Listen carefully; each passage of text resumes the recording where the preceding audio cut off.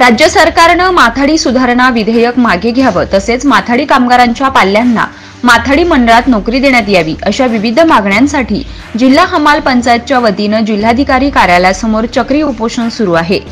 माथाडी कायद्याची राज्यभरात अंमलबजावणी व्हावी, पणन संचालकांचे परिपत्रक मागे घेण्यात यावे, बाजार समित्यांचे केंद्रीकरण करणारे विधेयक मागे घ्या, कामगारांची थकबाकी माथाडी मंडळात भरण्यात यावी, पेन्शन लागू करण्यात यावी, रेल्वे मालधक्क्यावरील फरकाची रक्कम मिळावी आदी विविध मागण्यांकडे शासनाचं लक्ष वेधण्यासाठी कष्टकऱ्यांचे नेते डॉक्टर बाबा आढाव यांनी मुंबईत आझाद मैदानात आंदोलनास बसले आहेत।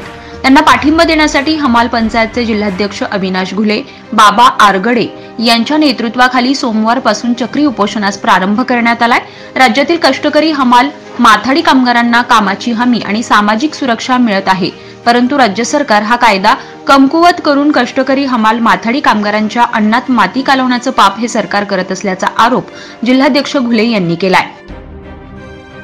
आज संपूर्ण महाराष्ट्र राज्यामध्ये कष्टकऱ्यांचे नेते आदरणीय डॉक्टर बाबा आढाव यांच्या नेतृत्वाखाली ज्या हमाल मापाडे ज्या मागण्या आमच्या आहेत आणि प्रामुख्याने जे 34 नंबरचं विधेयक आहे की जेणेकरून कामगार कायदा सुधारण्याच्या नावाखाली या विधेयकात म्हणजे जे कामगारांच्या बाजूने कायदे आहेत ते खिळखिळे करण्याचा प्रयत्न या सरकारने चालू केलेला आहे।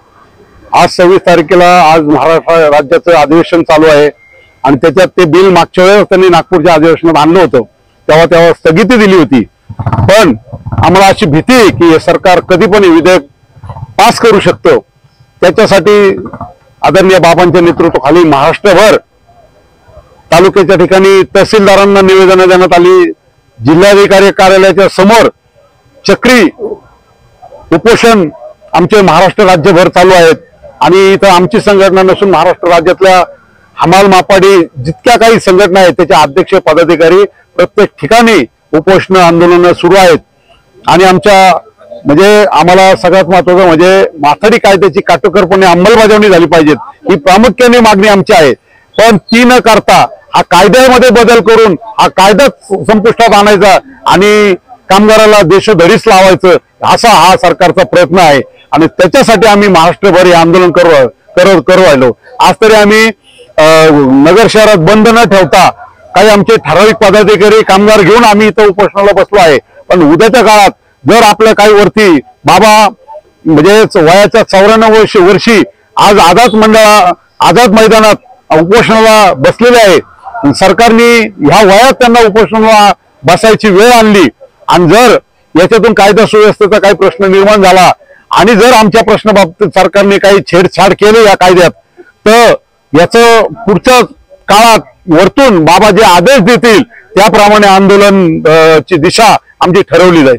अशी अघटित घटना घडलेली आहे की कामगार कायदे शेतकरी कायदे हे बदलून टाकायचे अशा विचाराचं सरकार आल्यानंतर त्याने आपल्या हळू पावलं टाकीत त्या गतीनं का चालायला सुरुवात केली। त्याच्यातच हा एक भाग माथाडी कायद्याची दुरुस्ती, ही दुरुस्ती नाही ही नादुरुस्ती आहे।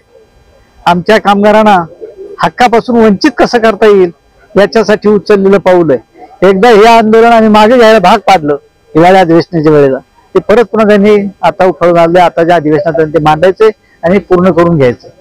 खरं वास्तविक आता जर हा या दुरुस्तीचा कायदा जर मान्य झाला तर एका वाक्यात तुम्हाला सांगतो माथाडी कायदा पूर्णपणे महाराष्ट्राचा नाहीसा होईल।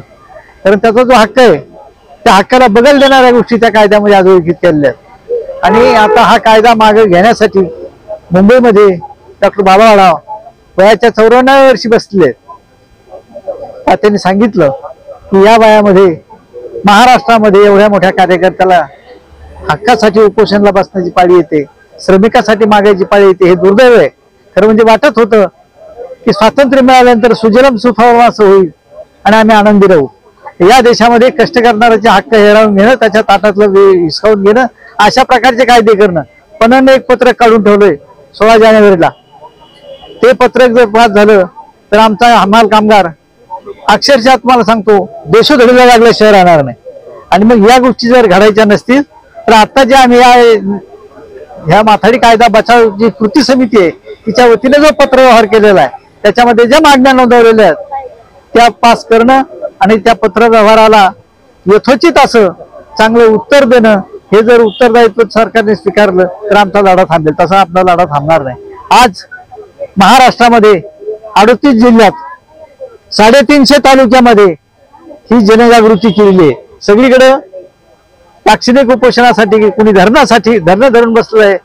सगळ्या तहसीलदारांना निवेदनं गेलेली आहेत आणि या सगळ्या याच्यामध्ये हे सरकार लक्ष घालील असा आम्हाला आशावाद आहे. सगळ्यांच्या नादी लागाव्या शासनाने, परंतु कष्ट करणाऱ्याच्या नादी लागू नये. कारण का तो पोटासाठी काबाड कष्ट करत असतो, कष्टाचं कामाचं दाम मागत असतो, परंतु ती गोष्ट या सरकारने ठेवलेली नाही. ते जे काही विधेयक आता त्यांनी 34 आणलेलं आहे ते त्यांनी माघार घेतलं पाहिजे असं आमचे सर्वांचं मत आहे. या चक्री उपोषणात मधुकर केकान, शेख रज्जाक शेख लाल, मधुकर केकान, बाळासाहेब वडागळे, रवींद्र भोसले, बबन अजबे, संजय महापुरे, सतीश शेळके, अशोक टिमकरे, नारायण गीते, रत्नाबाई आजबे, कमल डहाणे, लताबाई बरेलिया, मंदाबाई सूर्यवंशी आदींसह कष्टकरी हमाल मापाडी यात सहभागी झाला होता.